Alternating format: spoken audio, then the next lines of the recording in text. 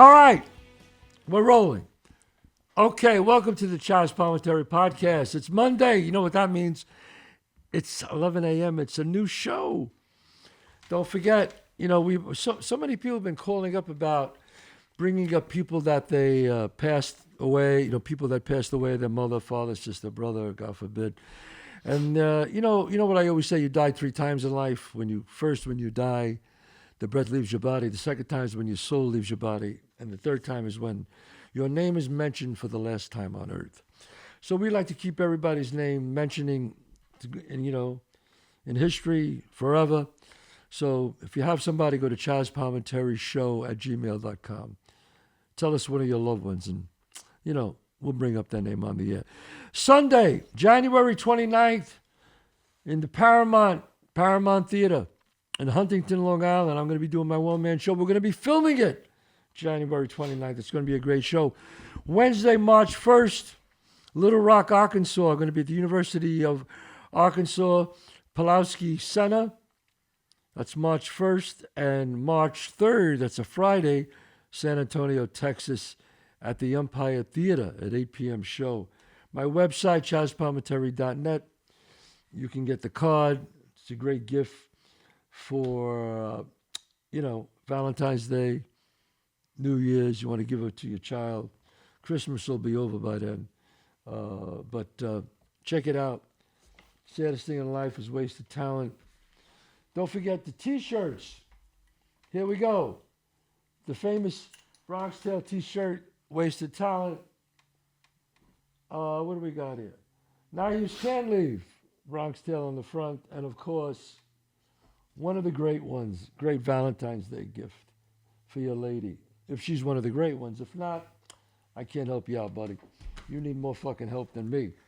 All right, so we got a great, really interesting, great guy here today. He's got his own podcast, Jimmy Calandra. I'm sure you know who he is. Jimmy's got some great stories. We're going to talk to Jimmy right now. As Jimmy once said, one thing about the streets, they will never love you back.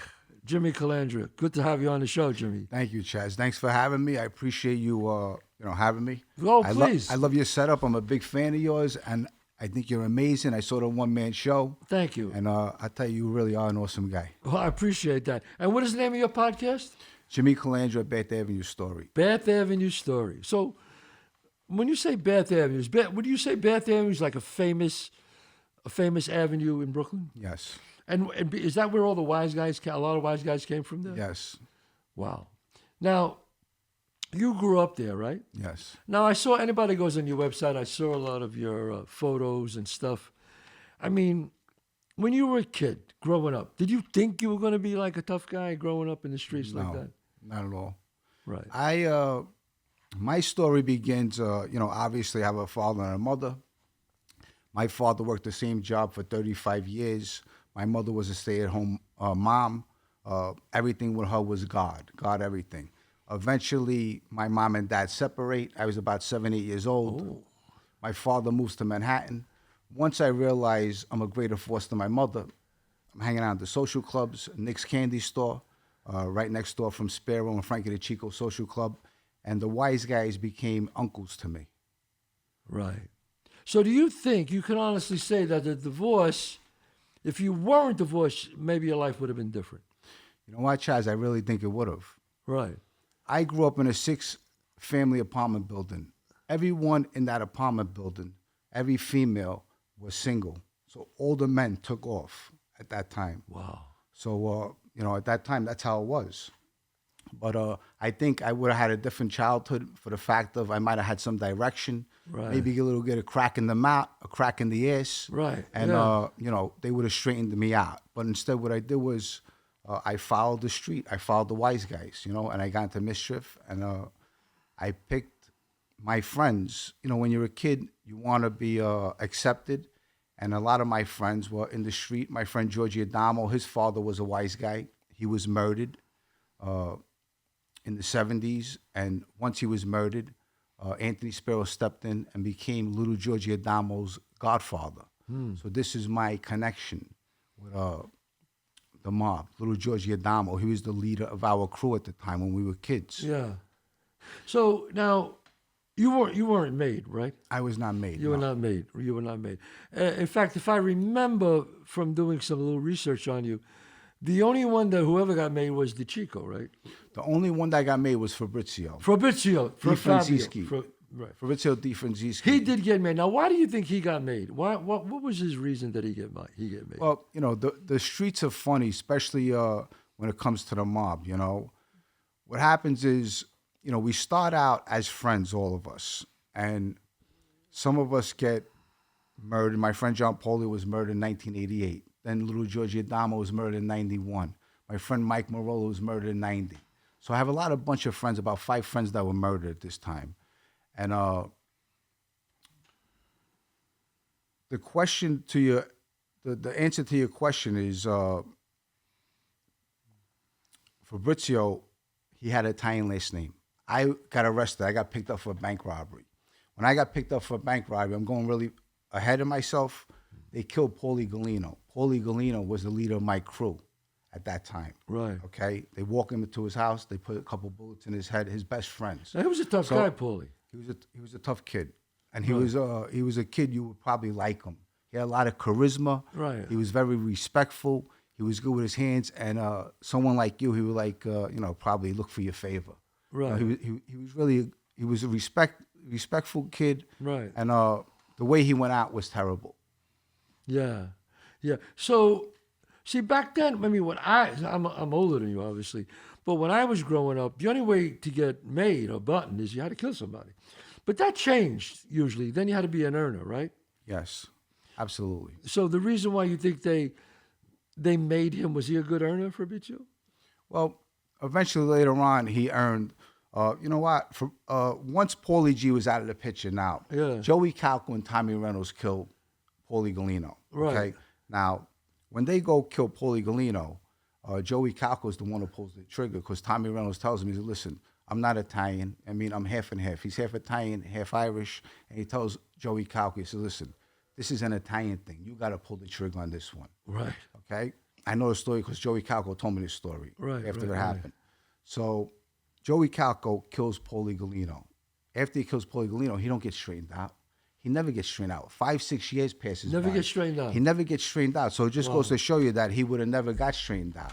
So he ends up killing a 19-year-old kid in my neighborhood.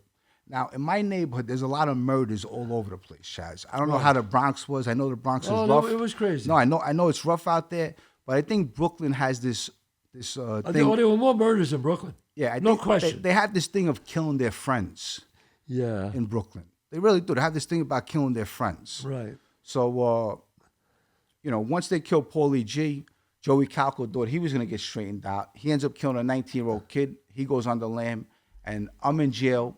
Who's up next? Fabrizio. So they straighten out Fabrizio. He gets straightened out with the Bonanno crime family. Wow. And Fabrizio was always a good kid. Came from a good family. Right. He was born in Italy. Right. At 1 year old. So you know what? He deserved it. Yeah. I mean, he wasn't a bad kid. He was a tough kid. But at that time, he wasn't one of us. We were more physical, violent, and always looking for the wise guy's favor. Now, once they killed Paulie Galino, it was a different ballgame. They had different plans, Now, I went away in 93, May of 93, for a bank robbery. Yeah, how many years you had to do? I did 6 years on that. 6 years? I did 6 years on that. And I made some friends when I was away. Now, as I'm away, they killed my friend Paulie Galino. That put a bad taste in my mouth. I don't want to be with these kids no more. So I made friends with a guy by the name of Matty Madonna. So I'm 23 years old. I get locked up. I'm in Lewisburg Penitentiary. I'm surrounded by a 50-foot wall, okay? I'm like, what the fuck am I doing here? I got 6 years, but I know a lot of wise guys. So I'm good friends with a guy by the name Michael DeSantis at the time, okay? His brother Frankie married my Aunt Carol, okay, my mother's sister. Right. So Michael's like a wise guy uncle to me, okay? I'm with him in Oldersville. As I'm in Oldersville, now I get designated. I want to find out where I'm going. The counselor tells me I'm going to Lewisburg Penitentiary. She goes, "What'd you do?" I said, "I didn't do nothing. I just robbed the bank." So I didn't do nothing. I just robbed the bank. He said, "Wow, why did he send you to Lewisburg? We're only 5 years." I said, "I don't know." So Mike DeSantis sends word to Matty Madonna and Herbie Sperling. He calls some guy, Oscar. They call him Oscar the Caesarean. Okay, Yeah. he was a serious guy. So I get to Lewisburg. When I get to Lewisburg, I got Herbie Sperling and Matty Madonna waiting for me. I couldn't have the best people waiting for me. These Right. people took me underneath their arm. They told me how to do time. And Matty Madonna told me, he said, listen, while you're here, you're going to use this place to your advantage. You're going to go to school. So what I did was I went to school. I got my GED. Then I took college correspondence courses from Indiana University. And Matty Madonna used to sit down with me every day, and he made sure that he went over my work with me. So he was good in that sense. Wow. Yes, he was good in that sense. Yeah. And he eventually goes home, and he becomes the boss of the Lucchese family, this Matty Madonna. So, these are guys that, I'm shooting at you where, these are really some serious guys Yeah, at I know the time. they are, yeah. Yeah. Yeah, And, it's amazing that you. Excuse me, but life is weird. Maybe the best thing that ever happened to you that you went away. Oh, you could have been that. dead. Yes, I said that. And I always think about that.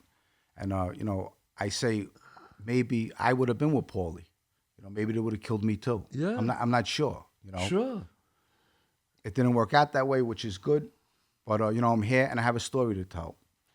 So I come home. Actually, I'm going too fast. That's all right. Go Okay. ahead. So let me just tell you about my first murder that I'm involved in. Okay. Because, when you're in the street and you're surrounded by wise guys, what you want to do is you want to be involved in murders and crimes and burglaries and just to show these wise guys, you know what, you're capable. You're capable of and it. you want to be on record with them. So it's 1991. Right. And they kill my friend, little Georgie Adamo. Okay, it's Right. Anthony Spiro's godson. And the guy who killed him his name was Fat Stevie. Okay, and we couldn't get him. We were looking for him all over the place. He was in Manhattan. I couldn't find him. Me and my friends couldn't find him. So he used to hang out with this guy, Neil. Neil had a twin. So Paulie G tells us, you know what? If you can't get Stevie, get the kid Neil. Wow. You killed one of ours. Now we're going to kill two of yours. Right. Okay, so at this time you had the beepers. Back then you had a lot of drugs going on. Okay, Right. You would beep us. We would deliver cocaine to you. That's how it was back then. Right. So I get this kid's beeper number, this kid Neil, and I beep him by a payphone on Bay 8th Street and Cropsey Avenue. I'm with Tommy Reynolds, Joey Calco, and this kid William Galloway. He cooperates too. And so we pull over, wait for this kid to call back. He don't call back the phone. Back in the day, if you knew the pay phone number, you go directly to the phone, Right. which was his mistake. He comes directly to the payphone with another guy. When he comes directly to the payphone, my friend Tommy Reynolds gets out of the car with a 357, and he kills both of them. I'm the driver of the car. Now, this is the first murder I'm involved in, okay? He kills both of them. He jumps in my car, and I take off. As I take off, there's this guy walking down the street, and he's going pretty slow. And I'm just involved in a murder, and I run the guy over. The guy goes flying up in the air, okay? Jesus Christ. Some serious stuff. He goes flying up in the air. I got the kid Willie in the car. The kid Willie goes, holy shit, I feel like Action Jackson, okay? With all this craziness going on. I mean, it's kind of funny in a way. Yeah. I mean, look, we're kids, and everything's a joke at the time to us, Sure, yeah. We don't realize, what? I mean, there's some serious shit going on over here. Right. So I drive to the Verrazano. I throw the pistol over the Verrazano, and I drop off Joey Calco and Tommy Reynolds, and I go back to Paulie Galino, and I tell Paulie Galino what just happened, that Tommy Reynolds just killed these two guys, and we got retaliation for Georgie Adamo's murder. So that's the first double homicide I'm involved in, okay? And I'm really going very ahead of things. Well, so you guys weren't even worried about if you're going to get caught or not. You figured, we're not going to get caught for this. You know what it is? At that time, you really don't think about getting caught. Right. Yeah. So you really don't think about anything when you're a kid. It's just basically How about old were you at the time of this? At that time, I was 21 years old. 21 years old. 21 years old. And I tell you, what? Looking back, I know I broke my mother's heart going away at the age of 23 years old, Lewisburg Penitentiary. Every day my mother must have been crying, and like that bothers me, looking back on that. Well, I mean, Lewisburg, I mean, you went right into maximum security. Yes. No fucking around. I mean, Lewisburg's a tough place. Yeah. I went straight to Lewisburg, and thankful I had a lot of people that I knew. You know, they showed me how to do time. I went to school while I was there. I tried to use it. Were you protected there a little bit? Yes, You were? absolutely. Wow. Yeah. You met some real tough guys in the joint? Yes. Yeah. I mean, it was a true, like, if you were with a crew, I mean, if they took you under the wing, the other groups, they would leave you alone, right? Yeah. You know what? The Italian people are a lot different than all the other national ethnic backgrounds for the fact of, you know, we go to jail and we just want to, once we step in jail, we want to come home. You know, we want to do our time and come home. You know, we don't want to be in there and start killing people, start cutting people. And then you stay there forever. And then you stay there forever. Right. So, you know, you have a lot of good Italian people that, you know, get caught up in the net. But, yeah, I did time with a lot of, you know, good people. Wow. Well, now, how do you feel today looking back at that, Jim? Do you look at back, would you say, if you could live your life over, would you do it differently? Absolutely, 100%. You would. Sure. Yeah, you would. But it was interesting that you said that 6-family house, every one of the kids grew up without a father. Every one of the kids grew up without a father. We had Gail there. We had Nancy. We had Bridget. We had my mother. We had Phyllis Varsalone. Jesus Christ. Everyone, there wasn't a man in the building. You know, they were all single. All the mothers were single. Wow. Yeah, that's how it was back then. You know, in the 20s and 30s, 22% of the African Americans were divorced. When they got to like the 70s, 83% divorced. It's just amazing how what that means to a child is to lose his father. You know, the women you just can't control the boy. You know, it's very, very difficult. You know, so you would do your life different than that. Absolutely. You know, I also wanted to say, you know, I lost a friend in 1988, John Polio. So when John Polio was murdered, there was a lot of things going on in the neighborhood. There was this kid, Michael Hamster, that was around Bobby the Chico, Georgie Chico. Right. And he threatened to kill all of us. At this time in 88, one day we wake up and John Polio is dead. They find him on a 30-something street, in the street with his jacket over his face with a bullet in his head. He's 19 years old. So that really set us off. That's when all our troubles started. Okay, that's when we formed the Beth Avenue crew. We all got numbers on our legs. Paulie G got number 1, I got number 2, Tommy Reynolds got number 3, and there were 7 of us. We formed the Beth Avenue crew. So there's this kid, Michael Hamster, that's going around the neighborhood bragging that he killed John Polio. Bragging? He's bragging that he killed John Polio. So me and the kid, Joey Calco, we said, you know what? Let's wait for this kid. Let's see if we can find him. So we wait for him in front of Georgie Chico's social club. And he gets into Bobby Chico's car. When he gets into Bobby Chico's car, me and Joey start following him. He stops at a light on 17th Avenue and Benson. When he stops at the light, Joey's got a pistol on him. We only have one gun at the time. So Joey pulls out the gun, and Joey shoots him 7 times. So after he shoots him, the kid lives. Now he's around wise guys. So I got to take off. I got to go hide now. Wow. Joey's got to go to Italy until someone is going to save us. You know what I mean? Sit down for us. You know, one of the guys that sat down for us was a guy by the name of Tommy Patera. I heard of him. Yeah, he was from Gravesend, Bensonhurst area. He was a really scary guy. Was he a tough guy with his hands? You know what? He was think karate, so. they say. Yeah, you know what? I don't think so. Yeah, You know? But he was a scary guy, and what he did was his MO was chopping people up. Right. Yes, I know. I heard about him. Yes. So, yes. Yeah, so someone like him, you just you don't want to know if he's tough or anything. You just want to stay away from him. Stay away from him. He's that crazy. Yes. He was like the DeMeo crew. Exactly. Yeah. And at this time growing up, you know, we had all these, like you said, DeMeo, Tommy Karate, Gregory Scarpa, and you have all these other maniacs in the neighborhood.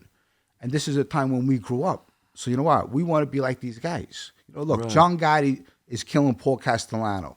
Gas Pipe is a maniac. He has the family, and everyone's a maniac. He called me once, Gas Pipe, Did he? to do his life story, and I just was like, nah.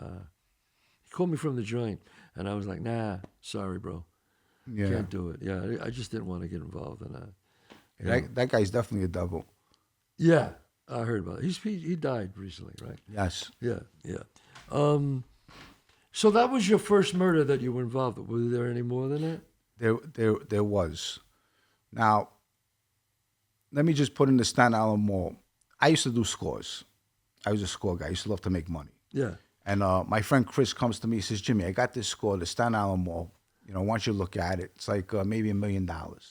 Okay, I said, okay. So we end up doing the score right before Christmas time in 1992.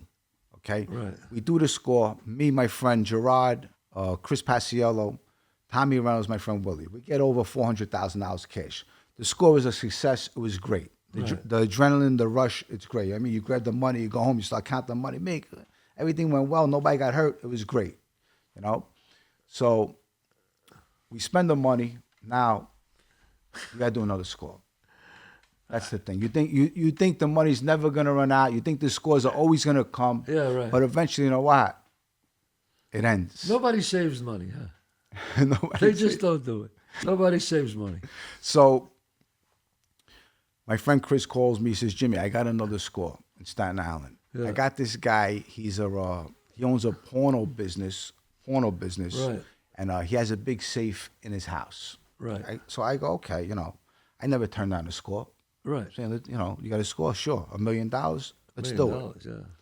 So one night we set it up. I pick up this kid, Mikey Amin. I take Tommy Reynolds with me, Chris Paciello, jump in my car, and we go do the score. I got a pistol on me. Tommy Reynolds got a pistol on him. So we talk about it. They pull up. Me, Tommy Reynolds, the kid, Mikey Amini, we get out of the car. I walk up to the doorway. I knock on the door.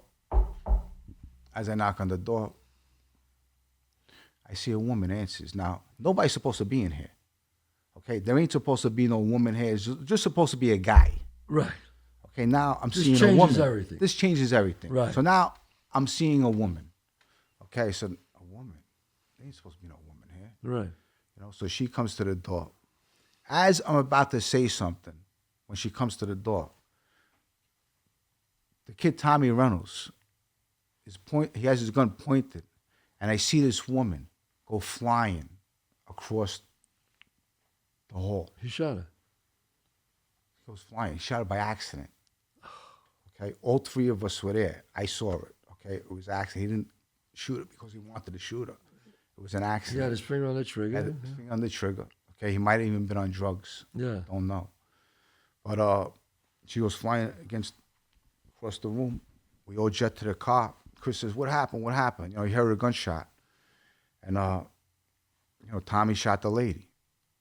Never talk about it ever again. If we ever talk about it again, someone's a rat. Someone has to get killed. That's 90. That's 93. So no one ever talked about it again. Nobody never talked about And it. nobody got pinched for it. So I get arrested in May 93. I come home 98 after doing close to 6 years. I'm on the street. I go see Manny Madonna, the guy I'm doing time with. He's a boss now. Yeah. So I go see him. I'm reporting to him. And he goes to see Anthony Spell, Joe Benanti, and he puts me on record with him. He takes me off a record with Anthony Spell and Joe Benanti. So I go with him, and he says, you know what? He's related to Michael, meaning DeSantis. They want him over here, and you could have him. I'm saying, good luck, Jimmy, you know? So anyway, I'm on the street for 11 months. After 11 months, guys are starting to get indicted. There's a whole bunch of murders. As I'm away, my friends are committing murders, their own murders. Wow. So I end up on this indictment with Anthony Sparrow. For the girl, for the woman. She's one of them. Okay, her and the double homicide that I was the driver of the getaway car. So I got my back against the wall. I'm very shameful of this thing with this woman. As far as the guys with Yeah, the street, I gotcha. you know what? The street's the street, Street's to street, yeah. you know. But I didn't go there to kill a woman. Right, yeah. You know, I had no intention of killing a woman. You know, I'm sure Tommy Reynolds didn't have no intention either. Right. You know? But he's the one who pulled the trigger. You know, so ever since then, I'm in jail thinking about this, thinking about they killed Paulie G while I'm in jail. I got this, this woman on my mind as I'm sitting in prison. Now I'm home. Now I'm in indictment again. I just finished doing 6 years. Right. And I'm on this indictment, and I'm looking at a lot of time. Now you're looking at a lot of years. The rest of my life. Oh, yeah. Okay? I'm probably never going to see daylight, probably going to destroy absolutely. my life. My mother asks me, says, Jimmy, is this true about this woman? And I'm so shameful, I don't even want to talk about it. You know what I mean? So my mother's all with this God thing. Everything with her is God this, God that. Yeah. You know? So the only way I felt was to do the right thing, was to come forward. I felt that's the only way I could make this right, make my crooked past right by coming forward. So that's what I did. I came forward and I gave them the details about the woman, what happened, and everything that happened in my life, even when I stole the bubble gum in the candy store. So, yeah, because once they tell you, you got to tell us everything. Yes. You better tell them everything. Yes. Because if they find out you didn't, deal's off. Yes. That I know. Yeah.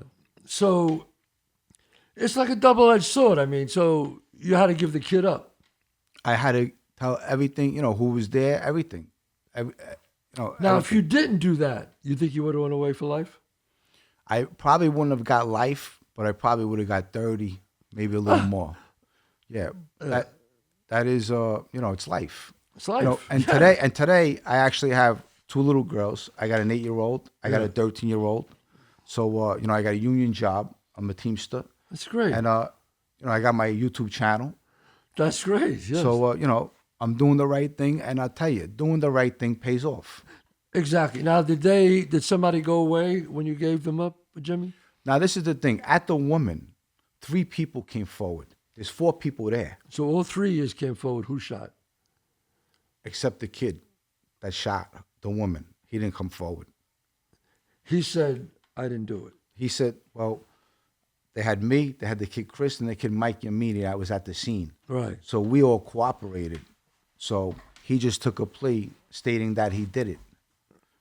Right. Now also, the double homicide that I was at, there's 4 people in the car. So this part's funny. You're gonna laugh. Okay? Out of the 4 people, 3 people cooperated in the car too. Joey Calco cooperated, the kid William Galloway cooperated, and I cooperated. So, it just goes to show you it wasn't just me who cooperated. Yes. There's no shame in that. Looking back on my life, I have a lot of shame, but I'm trying to fix it. I'm at a better place now for sure. Yeah. But, every day that bothers me. I see a therapist once a month, and I talk about these things. Yeah. That's okay. Yeah. I think that's all right because, through suffering, I'm a big believer. I'm in therapy, God knows, 30 years. And through suffering, as anyone will tell you, comes birth. You had to go through this to be where you are today. Some people, obviously, as you know, I know some people, we both know them, that go through this and they never learn. They end up dying in jail. They end up getting murdered. They end up, killing people, getting killed. So it's a rebirth. So there's nothing wrong with that. There's nothing wrong with that, bro. And I know, I'm sure you feel that way, but like I said, it's a blessing that you got caught. It's a blessing that you went to jail. It's how, it's like Jesus said, who without sin throw the first stone. Nobody's without sin, bro. Fuck, we all did, but you're trying to make it right. You have 2 lovely girls, right? Yes. Imagine growing up, imagine still being in the joint, you wouldn't have had 2 lovely girls. Exactly. And that's the thing too. Seeing prison at an early age, at the age of 23 years old, Right. It's somewhere I don't want to waste my life. I don't want to be there Right. forever. Watching these older guys grow old and never ever getting out. That's I don't want to be like that. They all died in jail, these guys. I don't want to waste my life. Yeah, well, I know a bunch of those guys. Benny Eggs, I don't know if you remember Benny Eggs. Of course. All those guys. I mean, yeah, they talk about him, he stand up, he never ratted. Well, you know what? He might have never ratted, but he died in jail, and he broke his family's heart, But the thing about the streets that's so funny, and you always talk about it, friends killing friends. I told you, I think I told this, I don't know if I ever told you the story. One of my friends got straightened out, when I was away. And it was a good friend. And we played ball together. Really, we grew up together, like you. And I came back after I made it with Bronx Tale. And at that time, I think it was 94, I got nominated for the award, the Academy Award. And anyway, I came back, celebration, all my friends. It was a great time. And I'm around the corner, and I'm with this guy. He's there. And he just got straightened out maybe a month before I got there. So I said, I happened to turn to him while we were talking, breaking balls like we always did. And I said, come on, what the fuck do you know? Like that.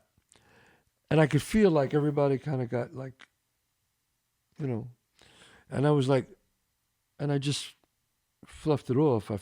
And he just said to me, he goes, hey, Chazz, can I talk to you a second? I said, what's up? He goes, yeah. And he kind of grabbed my elbow like that, and he pulled me to the side. And he said to me, he goes, you know about what happened, I go, what? He goes, with me, He wouldn't say it, So I said, oh, yeah. Then I realized he got made, I said, yes, oh, my God, congratulations. I hug him, I kiss him. He goes, do me a favor, I know we're friends. He goes, but you can't talk like that in front of people. Like that. You can't talk like that to me. And I could see in his eyes, and this was my friend that I grew up with, Jimmy. And I said, we're good, man. You're right. I said, I was out of line. I didn't realize it was my part. And I did. I was wrong. And we let it go. But it was different. We were friends, but friends like that no more. And this is what the street does to friends. Yeah. I mean, when you're in the street, this is what it does. I mean, where I'm from, unfortunately, for example, after we did the double homicide with Tommy Reynolds, I got this guy, Charlie Tuna, that calls me. He says, Jimmy, can I talk to you? Now, Charlie Tuna, he's around this wise guy, Georgie Conti. Okay? He's a wise guy in the Lucchese family. Me personally, I don't care about none of these guys. Okay? But so Charlie Tuna's on record with him. And he says, Jimmy, can I talk to you? Come to my house. So I'm saying, you know what? We just killed these two guys. This guy wants to talk to me. What the fuck is this about? I'm saying. So I call my friend Paulie. First I called Tommy Reynolds. I said, Tommy, Charlie Tuna wants to talk to me. So Tommy Reynolds on the phone like this. He's going, Jimmy, don't go there. Get Paulie. Go there with Paulie. I said, I got my pistol on me, my .380. I'm going to tell Paulie, but I'm going to go talk to Charlie. So I called Paulie. He says, Jimmy, you want me to come with you? I said, no, I got my .380 on me. I'm just going to go talk to him. If something happens to me, you know where I am.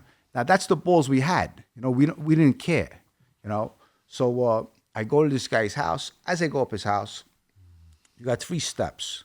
I walk up the steps. There's a screen door. The screen door, you can see him. He's sitting on the sofa. So I open up the screen door. He's sitting on the sofa. He says, Jimmy, come in. As I open up the screen door, you ever step on wood and there's a creak? Yes. Someone was in that house behind a wall. They want to meet it in that house. So I open up the door. I hear a creak. Someone's behind the wall. I jump back into my car. I had a vet at the time. I jump. I go right to Bay 23rd and Bath.